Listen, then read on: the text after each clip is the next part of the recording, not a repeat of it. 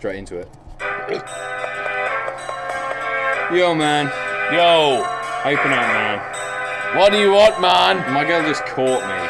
You let her catch you? I don't know how this happened. With who? The girl next door, you know. Man. I don't know what to do. Say it wasn't you.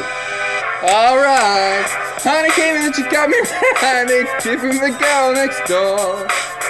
Picture this, we were both butt naked, banging on the bathroom floor. How could I forget that I had given her an extra key? All this time she was standing there, she never took her eyes off me. How could you give away? Oh, come now! I need. You better watch your back before you kill her. Best review the situation, quality when you're in her. Shoot it up, play a bit about how to play. What? If she want it, well, no, come and see your day. What did he say? And she claims, tell her, baby, no way. But she got me on the counter. It wasn't me. Saw me banging on the sofa. It wasn't me. Gave an at her in the shower. It wasn't me. She even caught me on camera. It wasn't me. Saw the marks on my shoulder. It wasn't me. Heard the words that I told her. It wasn't me. Yeah, the screams getting louder. It wasn't me. She said her dinner was over. And it came in. Oh, this is f***ing nasty. No! No! Next door. We were both buck naked, banging on the bathroom floor. I had tried to keep her from what she was about to see. Why should she believe me when I told her it wasn't me? Make sure you better vex. I never done a gigolo flex. And the complex, seeing is believing, but you better change your specs. What I made, what away. Up from the past and live it every day.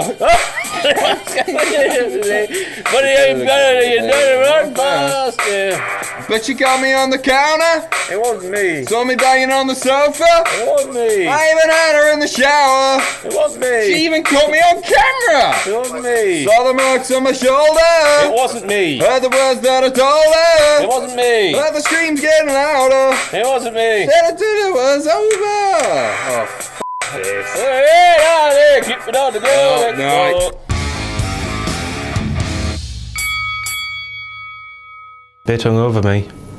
Didn't really watch SmackDown very well, so I probably missed some. Now, I've been speculating that WWE watch me and just bait me with certain things. For example, Trip Bradshaw from last week's WWE 205 Live. Bray Wyatt reinforced this conspiracy theory of mine by claiming the more things change around here, the more they stay the same. Basically, what Bray Wyatt was saying there is that up there. New era, same old shit. Bray Wyatt nicking from me and give it to the poor marks. I don't know. Bit hungover, me. Didn't really watch SmackDown very well. Probably missed a couple. Next, we move on to Shane McMahon, who openly said that we should always expect the unexpected on WWE SmackDown Live just before he booked a tag team match to take place on WWE SmackDown Live. What's that I hear you cry? 4 men at odds at the start of a WWE SmackDown Live, and then a general manager appearing, doing a little dance, and then booking an impromptu tag team match to take place. That's straight from the playbook of Teddy Long player. Holla holla, the only difference here, of course, is that Teddy Long is black and Shane McMahon is white. Holla holla.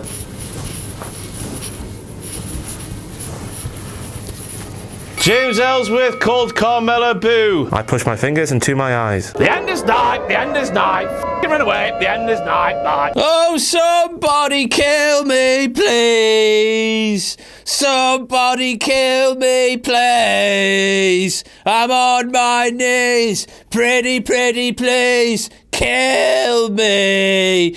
I want to die. Put a bullet in my head.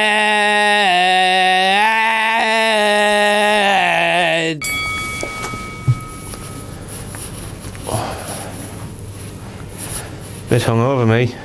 But it's John o'clock. Ah, man, f***ing turn that f***ing loud siren off, you f***ing f***. JBL called the Blue Meanie talented. WTF. Well, John, he wasn't so talented when you picked on the poor bastard and bloodied the shit out of his face back at One Night Stand in 2K05. how times have changed. Hey, as we all know, I don't feel about this John O'Clock movement that's taken place over the past year because JBL is a notorious cunt. He would pick on the young lads and the lower card talent and bully the out of them. Sometimes he'd get a receipt, like when Joey Styles knocked him spark out, or when Edge just allowed him to cup his balls while looking at them in the eye, allegedly. But other times, for example, when JBL beat the shit out of Blue Meanie thought he was in a working fight. JBL was shoot fighting like a big fucking that he is. Oh, hungover. I forgot that I wrote down a quote on my notes here. This is what JBL said after he beat the shit out of Blue Meanie at ECW one night stand. 2K5 because 2K05 is 20,005, which is 2005. Bit hungover me. Maggle, the incident with Meanie had nothing to do with any old heat. I don't even know the guy. I couldn't care less about that little fat kid. Now he's got talent all these years later. Well, you know what they say about too much wanking. It just doesn't make you go blind. It makes you go f***ing stupid as well. And John is a living embodiment of that because he pulls his cock while there's some graps on the television, as he proved during NXT TakeOver San Antonio. Don't bother with the siren. It's John O'Clock though. JBL claimed that he heard that Kalisto is missing an eye and missing a nose. Here's a picture of Kalisto's face. You can clearly see a nose. You can clearly see an eye. 2 eyes. F***ing c***. It's John O'Clock, motherfuckers! Get in there! You do realise he's about 6'8", don't I you? do not care, Matt Striker. I will bite his f***ing nose off. Oh, it's not like any of us have ever made any mistakes now, is it? No, that John O'Clock thing wasn't filmed on Monday. No, it was filmed just now. Anyway, David Otunga rightfully laughed at JBL falling flat on his arse on WWE SmackDown Live a couple of weeks ago. JBL said it wasn't funny, even though it was. Anybody falling over is funny, never mind when that big bully wanking horrible bastard does. It's even funnier when someone as horrible as him falls flat on his arse. Anyway, John then said that he couldn't get up, which is a WTF moment because on Saturday night, during NXT TakeOver San Antonio, John clearly showed to the world that he does get it up. John's massive boner for muscular women. The tag team thing. You can't call it anything else but a thing because it made absolutely no f***ing sense. American Alpha, sick of not being on the card, issued an open invitation to the entire WWE SmackDown Live tag team division. Come and fight us, bros. We're sick of not doing shit with these titles. It. I do ups and downs better than Jack the Jobber ever could, and up for this segment is the fact that not just one team came out, but the entire tag team division came out. A massive brawl ensued. JBL was having a little wank at ringside because he loves fighting and muscular women and wanking at the wrestling. He loves wanking at the wrestling. Brawl! After a few moments of brawling, though, we were left with Heath Slater and Rhino standing tall in one corner, American Alpha standing tall in the other. That was the perfect setup for a WWE Tag Team Championship match. Heath Slater and Rhino had earned their way into that spot. Now it's time to have the main match. Ups and downs. Jack the Jobber's is shit. Simon Miller's is great. I'm gonna sneeze. However, American Alpha's music just played, the segment ended.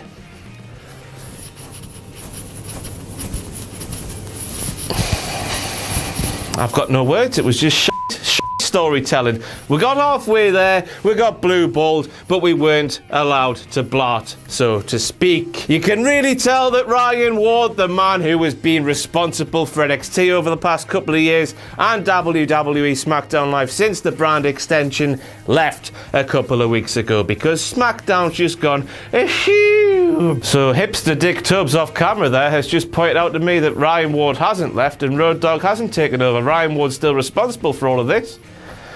And I just want to go back to bed. So, f*** The biggest match of the SmackDown half of WrestleMania has been booked, with Randy Orton going up against John Cena for the WWE Championship in a match that has made us all feel like we've dropped acid and somehow teleported back to the year 2K9. Next week on SmackDown, though, guess what match we're getting? We're getting John Cena versus Randy Orton, not for the WWE Championship, though, in a match that makes us feel like we've dropped acid, got in a time machine, and teleported back to the year 2K9. WWE SmackDown Live has solidified their position as the best storytelling brand out of the two brands in WWE. Raw, we get the same shit every single week. How many matches was Kevin Owens and Roman Reigns involved in since the brand split up until this most recent week? 15 televised matches, and that's not even counting there's nights where they just had a talking segment with no graps in between. That's a lot. The same thing we're seeing every bastard week. Something you can read about in this bastard. I wrote in this bastard about how repetition is killing wrestling in 2K17, therefore you should buy this for £3 or as part of your $6.99 for What Culture Extra and read it. Right then, where's my 50 quid for shilling that shit? So it looks like SmackDown's going to be copying Raw in terms of just giving us the main event, the match we should be building to every pissing week, so by the time we get to the main event of Mania, we're going to be f***ing sick of seeing it.